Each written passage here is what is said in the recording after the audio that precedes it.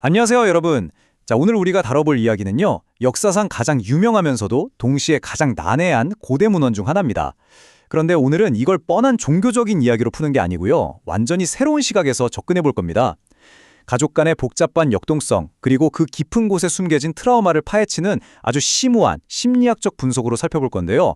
굉장히 흥미진진한 시간이 될 겁니다. 솔직히 이 이야기 처음 들으면 정말 당혹스럽잖아요.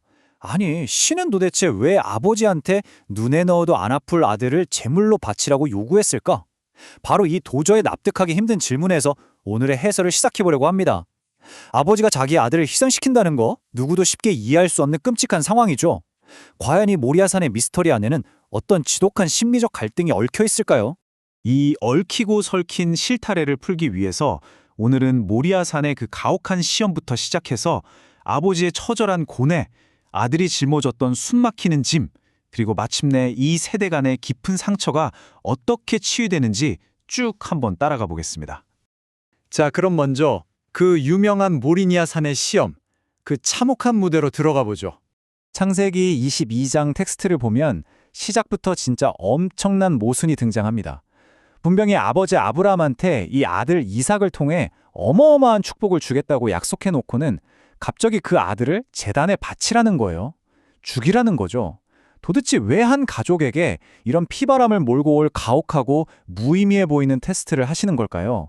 이 이야기의 거대한 갈등은 바로 여기서부터 시작됩니다. 이 원문의 상황을 가만히 들여다보면 결국 이건 엄청나게 고통스러운 최후 통첩이거든요. 너 하나뿐인 내 아들이 소중하냐? 아니면 그 아들보다 나를 더 사랑하느냐?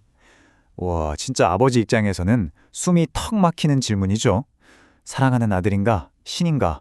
정말 대답하기조차 두려운 끔찍한 순간이었을 겁니다. 그럼 여기서 아버지 아브라함의 고뇌를 좀 더 깊이 들여다볼게요. 아브라함은 지금 두 개의 거대한 정체성 사이에서 말 그대로 찢겨나가고 있습니다. 한편으로는 신에게 무조건적인 순종을 증명해 보여야 하는 냉정하고 공적인 열국의 아버지라는 자리가 있고요. 다른 한편으로는 어때요? 아들이 커가는데 방해물이 될까봐 배다른 아들 이스마엘까지 매몰차게 쫓아낼 정도로 이삭을 끔찍이 아끼는 지극히 사적인 이삭의 아빠라는 자리가 있단 말이죠. 이 두 가지 사이에서 아브라함이 얼마나 미칠 것 같은 딜레마를 겪었을지 상상이 되시나요?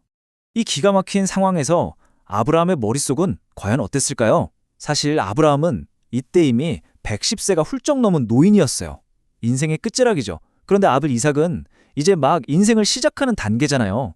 원문 저자는 여기서 정말 날카로운 통찰을 보여주는데요. 아브라함이 보여준 그 충격적인 순종이 그냥 눈먼 복종이 아니라는 거예요.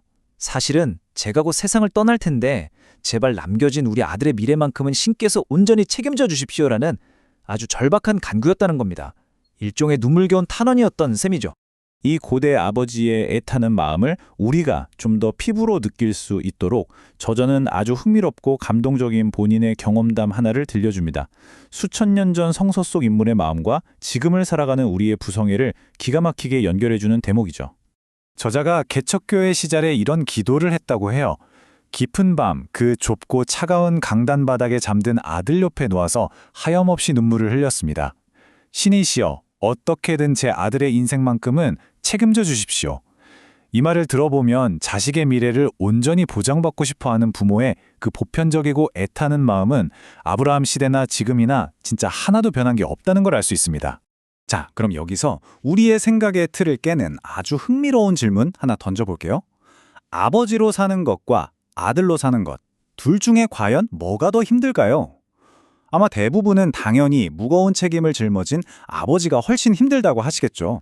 하지만 진짜 그럴까요? 이번에는 시점을 휙 바꿔서 아들이 짊어져야 했던 그 무거운 짐에 대해 이야기해보겠습니다. 누군가의 아들로 살아간다는 건요, 생각보다 엄청난 무게감이 따릅니다. 그 위대한 다윗 왕의 뒤를 이어야 한다는 압박감에 무려 1000번이나 제사를 드려야만 했던 솔로몬의 강박? 또 목사 아버지의 그늘 아래서 눈에 보이지 않는 압박감에 시달리며 엄마한테 하소연하는 현대의 목회자 자녀들, 그리고 결정적으로 그토록 믿었던 아버지가 자기를 제단에 올릴 도살할 짐승처럼 대하고 있다는 걸 깨달은 이삭까지, 고대의 왕부터 현대의 아이들까지 어마어마한 아우라를 가진 아버지 밑에서 살아간다는 게 얼마나 숨막히는 일인지 여실히 보여주죠. 그리고 이 대목이 바로 오늘 이야기의 감정적 절정입니다. 우리 아버지가 미쳤어요. 저분은 내 아버지가 아니에요. 나를 살려주실 분은 당신 한 분뿐입니다. 제발 저 좀 구해주세요. 재단에 꽁꽁 묶인 채로 이삭이 속으로 얼마나 피눈물을 흘렸을지 상상이 되시나요? 이삭한테 이 사건은요, 무슨 아름다운 순종의 미담이 절대 아닙니다. 생사가 오가는 끔찍한 공포이자 아빠에 대한 절대적인 신뢰가 산산조각 나는 엄청난 트라우마 그 자체였던 겁니다. 이렇게 산산조각난 관계, 과연 어떻게 치유될 수 있었을까요? 이 충격적인 사건 이후의 여파를 한번 보죠. 신의 극적인 개입으로 다행히 목숨은 건졌습니다. 하지만 원문은 아주 냉정한 현실을 짚어줍니다. 제사는 멈췄지만 가해자가 될 뻔했던 아버지와 끔찍한 상처를 받은 아들의 관계는 그날 이후로 완전히 멀어지고 서먹해졌다는 거예요.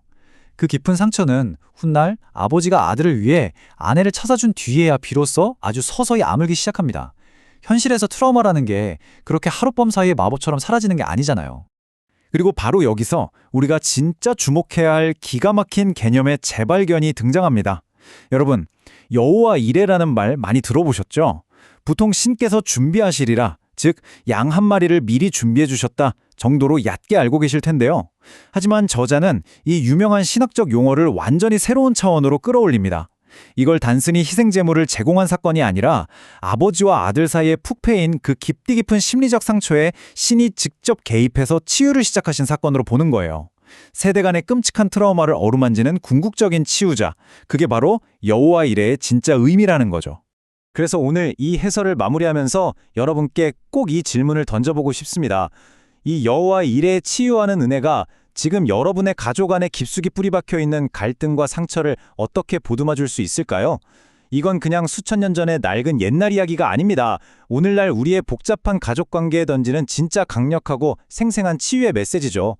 오늘 이 시간이 여러분의 엉킨 가족 관계를 풀어보는데 작은 실마리가 되었기를 바라면서 오늘 분석은 여기서 마치겠습니다. 함께 해주셔서 감사합니다.